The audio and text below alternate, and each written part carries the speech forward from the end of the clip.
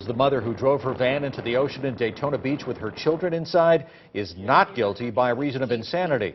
In an agreement between the state and the defense, attempted murder charges were dropped against Ebony Wilkerson earlier this week. She's now pleaded not guilty by reason of insanity to child abuse charges. WESH's CLAIREMETZ reports the high-profile case is almost over. There will be another hearing Tuesday about what becomes of Ebony Wilkerson, but she won't go to jail. Doctors for prosecutors and defense attorneys both agree she was not in her right mind when she drove into the ocean. Yeah. Anything about a happy ending for you? Excuse me. You've got to be so relieved. Thank you. So grateful. Excuse me. As Ebony Wilkerson left the courthouse with relatives, she was smiling. She didn't answer our questions, but her demeanor spoke volumes.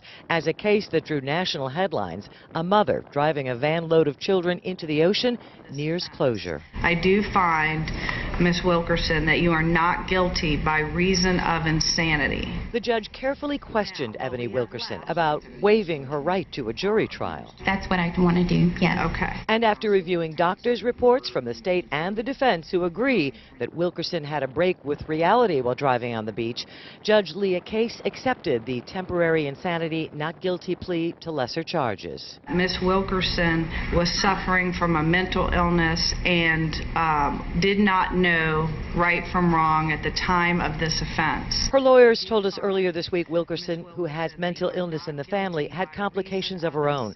She was pregnant at the time of the beach incident, suffering with low blood sugar, had gone days without food, and for a moment lost touch.